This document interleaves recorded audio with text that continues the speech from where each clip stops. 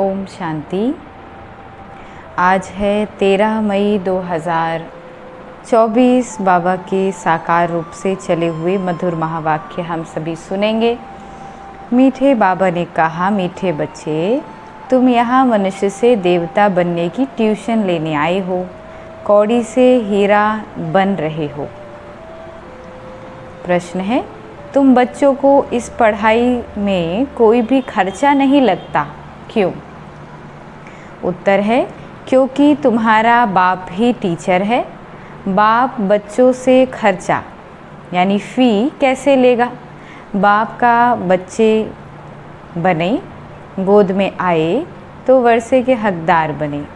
तुम बच्चे बिना खर्चे कौड़ी से हीरे जैसा देवता बनते हो। भक्ति में तीर्थ करेंगे, दान पुण्य करेंगे तो खर्चा ही खर्चा। यहाँ तो बाबा बच्चों को राजाई देते हैं, सारा वर्षा मुफ्त में देते हैं। पावन बनो और वर्षा लो। ओम शांति। बच्चे समझते हैं कि हम स्टूडेंट हैं।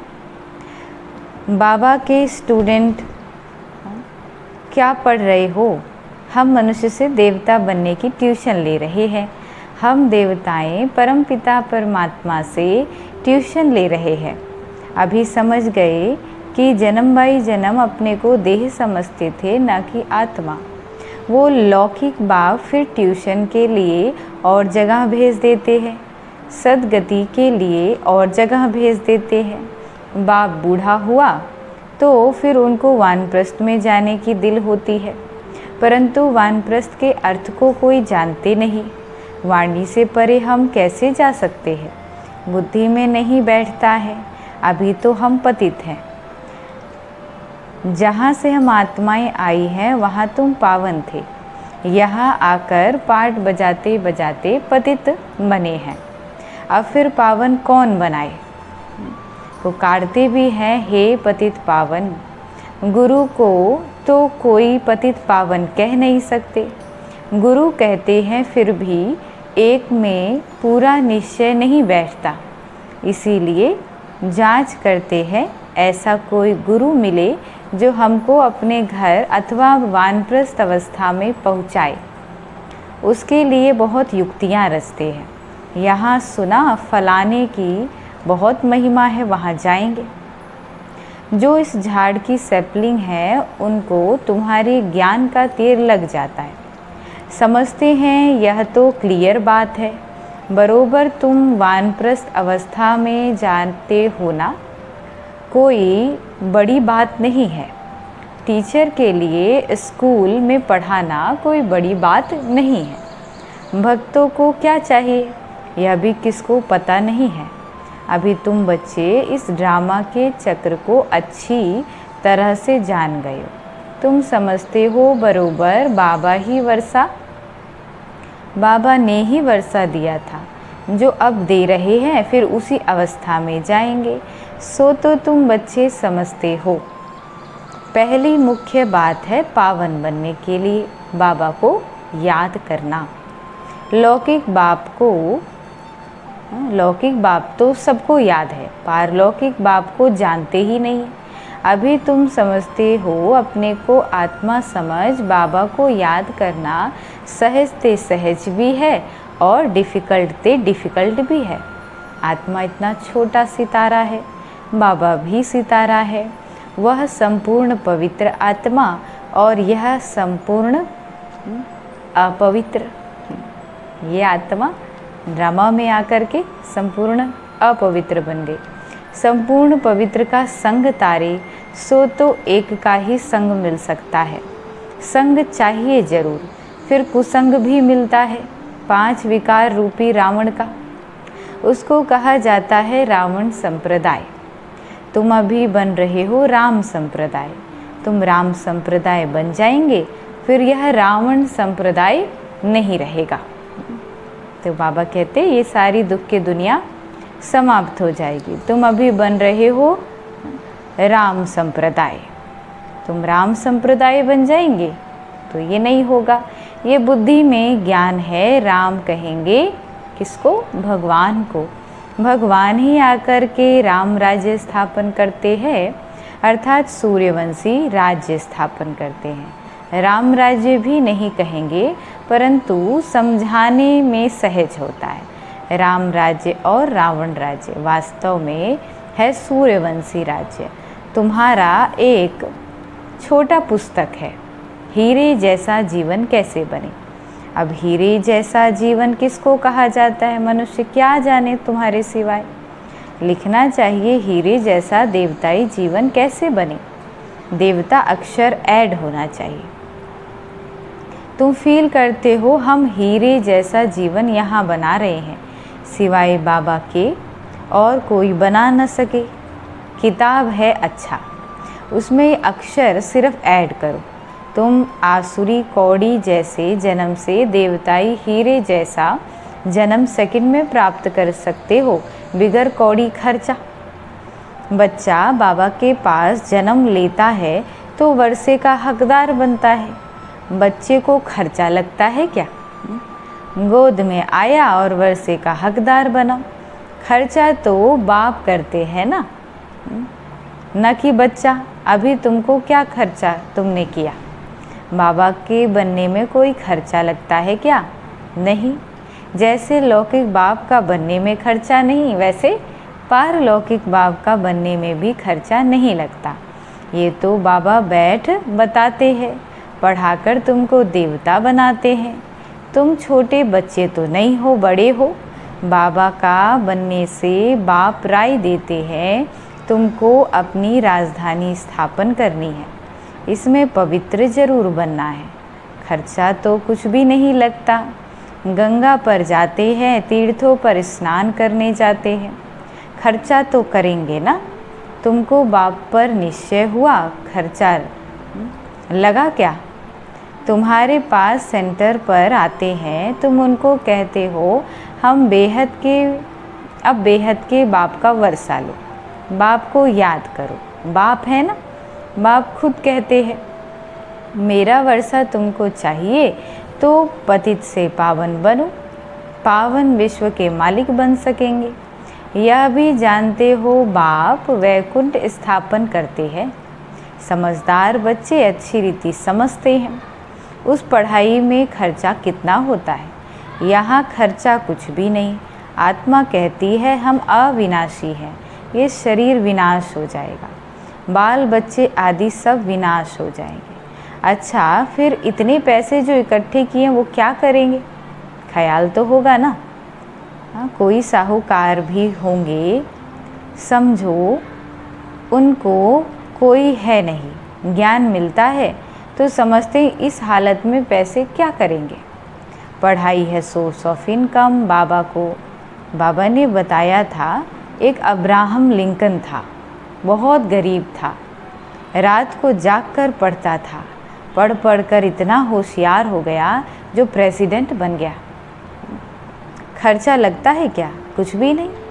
बहुत हैं जो गरीब होते हैं, उनसे गवर्नमेंट पैसे नहीं लेती है पढ़ने के। ऐसे बहुत पढ़ते हैं तो वह भी बिगर फी प्रेसिडेंट बन गया, कितना बड़ा पद पा लिया। यह गवर्नमेंट भी कुछ खर्चा नहीं लेती, समझती है दुनिया में सब गरीब हैं। भल कितने भी साहूकार लखपति करोड़पति हैं, वह भी कहेंगे गरीब हैं। हम उनको साहूकार बनाते हैं। भल धन कितना भी हो, तुम जानते हो, बाकी थोड़े दिन के लिए है, ये सब मिट्टी में मिल जाएगा। तो गरीब ठहरे ना, सारा मदार है पढ़ाई पर। अब कह रहे हैं देखो इस हिसाब से तो सब गरीब ही हो गए, क्योंकि जिसके पास अगर कुछ है भी तो उसका कुछ निश्चित नहीं है। ये तो पता है कि अंत होना ही है और अंततः सब विनाश को पा जाएगा। तो सारा मदार पढ़ाई पर। बाबा बच्चों को पढ़ाई का क्या लेंगे? बाबा तो विश्व का मालिक है। बच्चे जानते हैं हम विश्व में ये बनेंगे, मैं आया हूँ स्थापन करने। बैज में भी ये समझानी है, नई नई इन्वेंशन निकलती रहती है। शिव बाबा कहते हैं हमारी जो आत्मा है उनमें सारा पार्ट नुधा हुआ है। जो विकारी पतित बने हैं उनको बाबा आकर के पावन बनाते हैं। यह तो जानते हो 5000 वर्ष पहले बाप से विश्व की बादशाही ली थी। मुख्य बात बाबा कहते हैं मामेकम याद करो। सम्मुख कहते हैं रथ मिल गया तो बाप भी आ गए। रथ तो ज़रूर एक फिक्स होगा ना, ये बना बनाया ड्रामा है, चेंज नहीं हो सकता। कहते हैं ये जौहरी कैसे प्रजापिता ब्रह्मा बनेगा। समझते हैं ये जौहरी है।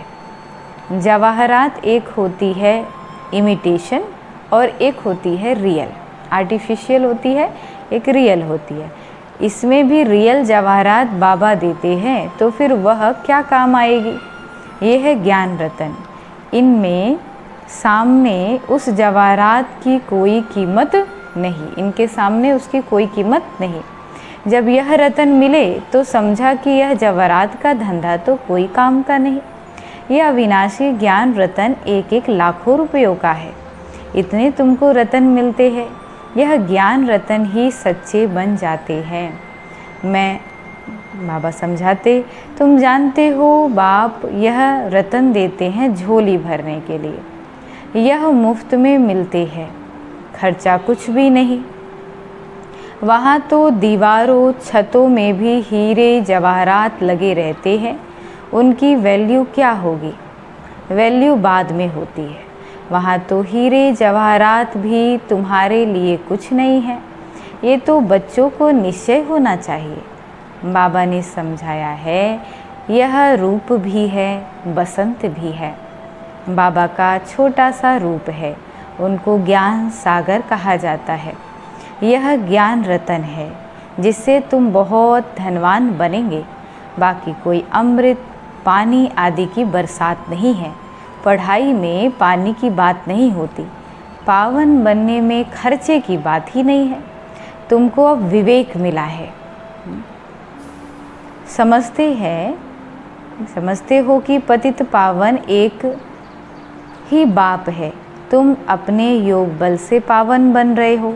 जानते हो पावन बन पावन दुनिया में चले जाएंगे। अब राइट ये है या वो है, इन सब बातों में बुद्धि चलनी चाहिए। ड्रामा में यह भक्ति का पार्ट भी होने का ही है। बाबा कहते हैं अब तुमको पावन बन पावन दुनिया में चलना है। जो पावन बनेगा वो जाएगा।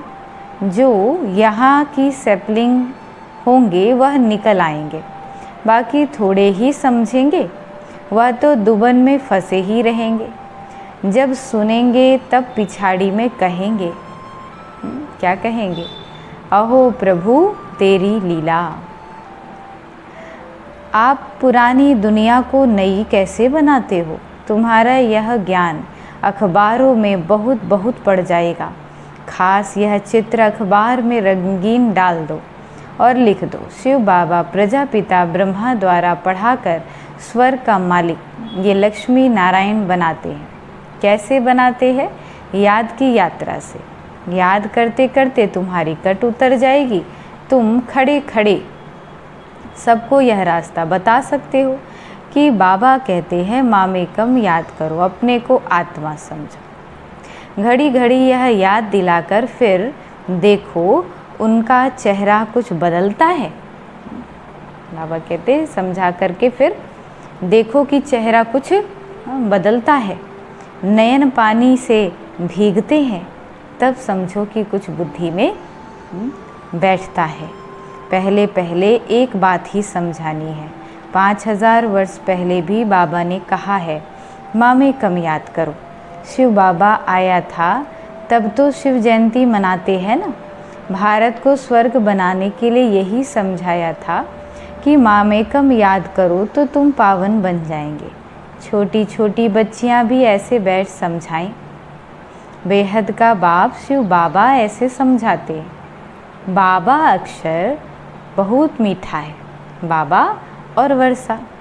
इतना निश्चय में बच्चों को रहना है। ये है ही मनुष्य से देवता बनने का विद्यालय। देवताएं होते ही हैं पावन। अब बाबा कहते हैं अपने को आत्मा समझ मुझे याद करो। मन मना भव। अक्षर सुने हैं, न सुने हो तो बाबा सुनाते हैं। बाबा कहते हैं मैं ही पतित पावन हूँ, मुझे याद करो तो तुम्हारी खाद निकल जाए, सतो प्रधान बन जाएंगे। मेहनत ही ये है। ज्ञान के लिए तो सब कह देते हैं, बहुत अच्छा फर्स्ट क्लास ज्ञान है, परंतु प्राचीन योग की बात कोई जानते ही नहीं। पावन होने की बात तुम जानते हो तो भी समझते नहीं। बाबा कहते हैं तुम सब पतित तमो प्रधान बन गए हो, अब अपने को आत्मा समझ मुझे याद करो। असुल तुम आत्माएं मेरे साथ थी ना, मुझे तुम बुलाते भी हो ओ गॉड फादर, हे परमपिता परमात्मा। अब मैं आया हूँ, तुम मेरी मत पर चलो, ये है ही पतित से पावन होने की मत। मैं हूँ सर्वशक्तिवान एवर पावन। अब तुम मुझे याद करो, इनको ही प्राचीन राजयोग कहा जाता है। तुम धंधे आदि में भी भल रहो, बाल बच्चे आदि भी संभालो, सिर्फ बुद्धि योग और सबसे हटाकर मेरे साथ लगाओ। ये है सबसे मुख्य बात। ये ना समझा तो गोया कुछ भी नहीं समझा। ज्ञान के लिए तो कहते हैं बहुत अच्छा ज्ञान देते हो, पवित्रता भी अच्छी है, परंतु हम पवित्र कैसे बने, हमेशा के लिए ये बात समझते नहीं। देवताएं हमेशा पवित्र थे ना, वो कैसे बने? 9 दिन के लिए, कुछ दिनों के लिए तो फिर भी कर लेते हैं, लेकिन बाबा कहते कि जीवन ही पवित्रता का जीवन है, ये बात समझ में नहीं आती। यह बात पहले पहले समझानी है। बाबा कहते हैं मुझे याद करो, याद से ही पाप मिट जाएंगे और तुम देवता बन जाएंगे। अच्छा, ओम शांति। धारणा के लिए मुख्य सार। पहला पॉइंट, स्वयं को गरीब से साहूकार बनाने के लिए बाप से अविनाशी ज्ञान रतन लेने हैं। यह एक एक रतन लाखों रुपयों का है। इनकी वैल्यू जानकर पढ़ाई पढ़नी है। ये पढ़ाई ही सोर्स ऑफ इनकम है, इसी से उच्च पद पाना है। दूसरा पॉइंट है, राम संप्रदाय में आने के लिए संपूर्ण पवित्र जो एक बाबा है उसका ही संग करना है, कुसंग से दूर रहना है, सबसे बुद्धि योग हटाकर एक बाप में लगाना है। आज का वरदान है, शक्तिशाली याद द्वारा सेकंड में पद्मों की कमाई जमा करने वाले पद्मा पदम भाग्यशाली भव। बाबा ने कहा शक्तिशाली याद द्वारा सेकंड में पद्मों की कमाई जमा करने वाले पद्मा पदम भाग्यशाली भव। विस्तार में बाबा ने समझाया, आपकी याद इतनी शक्तिशाली हो जाए जो 1 सेकंड की याद से पद्मों की कमाई जमा हो जाए।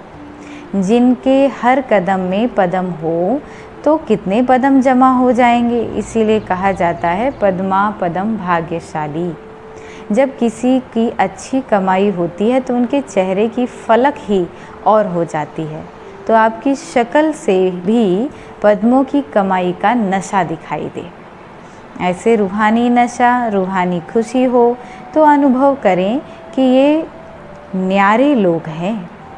स्लोगन है, ड्रामा में सब अच्छा ही होना है, इस स्मृति से बेफिक्र बादशाह बनो।